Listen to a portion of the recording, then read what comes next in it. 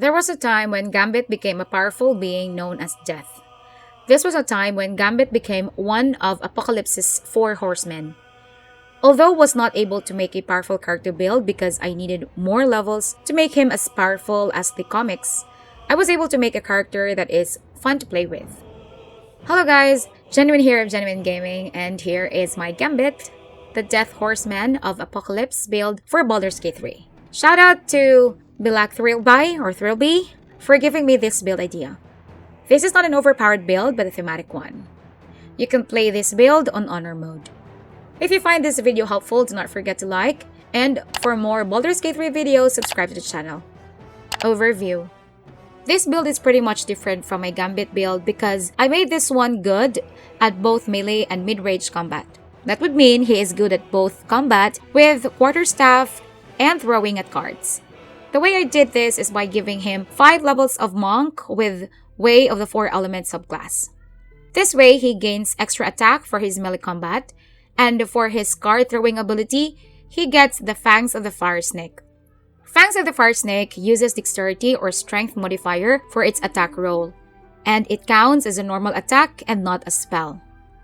This would mean that if Gambit uses Fangs of the Fire Snake spell, he can use his extra attack for another Fire Snake spell or attack with his staff. Since Gambit is death, I made him so that he can deal necrotic damage to an enemy. That is why I also gave him some Warlock class dip. This is also quite thematic for Gambit, as Death as Apocalypse, the Great Old One, is his patron. And for his other mutant abilities, I let him have 5 levels of Sorcerer class with Draconic Bloodline. We are going to use the Armor class bonus for the Draconic Sorcerer and not the Unarmored Defense for the Monk class. This would also open up some useful spells for us like Magic Missile or his homing cards, and Hold Person for his charm abilities. Meta Magic Quicken spell is also a good ability to have so that he can attack twice with his regular action and cast a spell or cantrip for his bonus action. Gear and equipment. The following is needed to improve his spellcasting ability. Cacophony. It deals an extra 1d4 thunder damage. At the same time, it gives the wielder the ability to Thunderous Smite. You can buy this staff with Lady Esther at the Rosimorn Monastery Trail. This is perfectly paired with the Hat of Storm Science Power. Every time Gambit deals thunder damage, they gain Arcane Acuity. For those who do not know yet, Arcane Acuity increases your spell attack rolls and spell save DC for each remaining turn of Arcane Acuity.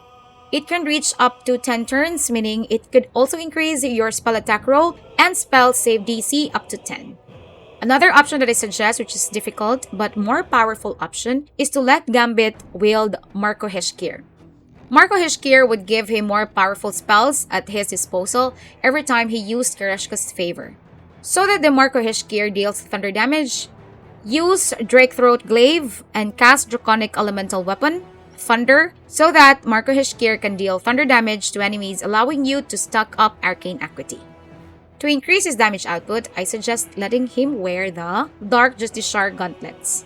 It gives an additional 1d4 necrotic damage to your weapon attack. If ever you decide to kill Night Song, you get an upgraded version of the Dark Justiciar Gauntlets.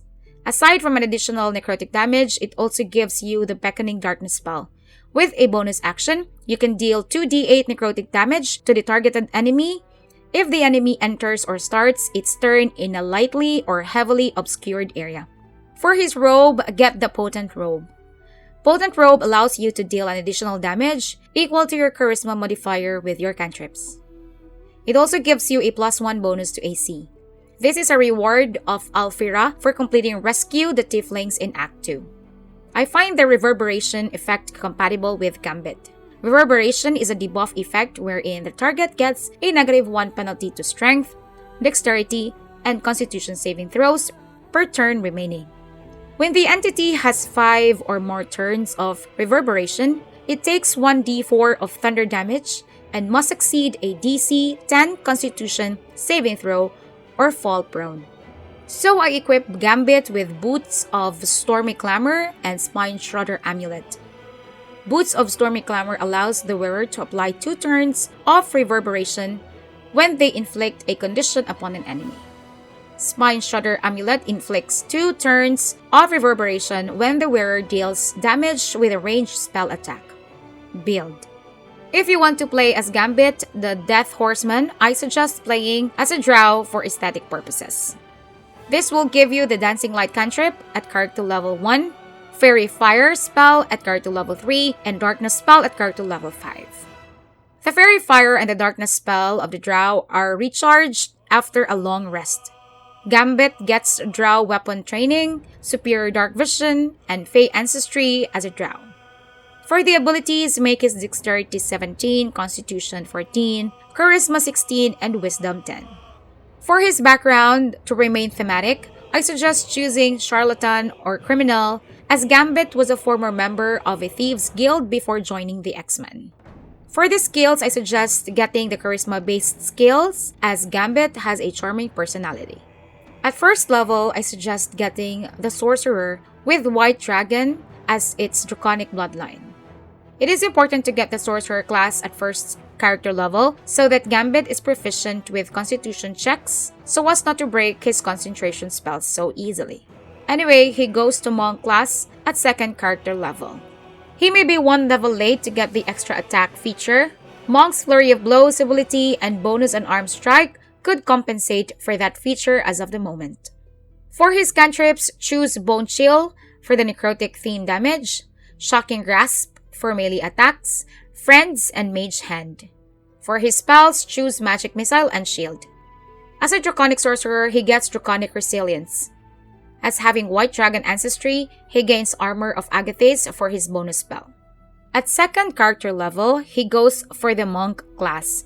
He gets the Martial Arts abilities, Dexterous Attacks, Death Strikes, and Bonus Unarmed Strike.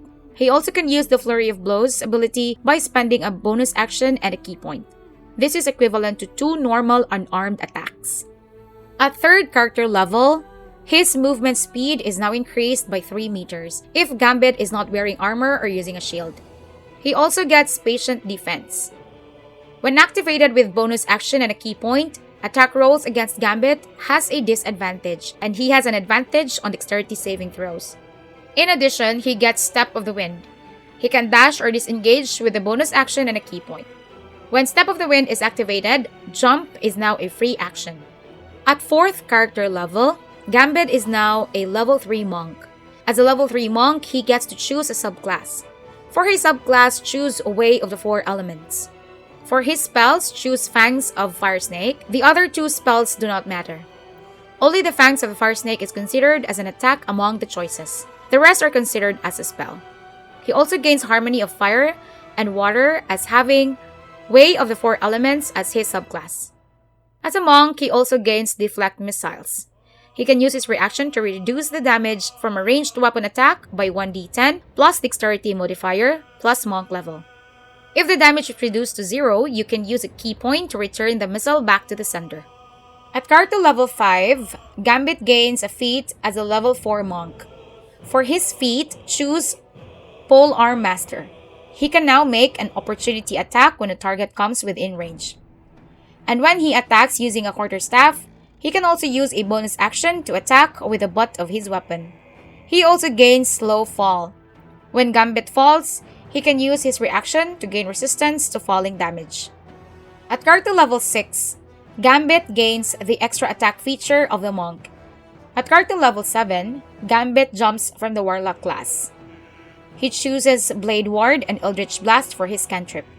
For his spells, choose Hex and Hellish Rebuke. For his patron, I suggest choosing the Great Old One, as I see the description fits well with Apocalypse. At character level 8, Gambit gets to choose 2 Eldritch Invocations. Choose Agonizing Blast and Devil's Sight. But if you are not a fan of using Darkness spell, Repelling Blast is a better choice. For his spell, choose Arms of Hadar. At character level 9, Gambit goes back to the Sorcerer class. Choose Sleep for the spell. For the Meta Magic, choose Twin Spell and Careful Spell.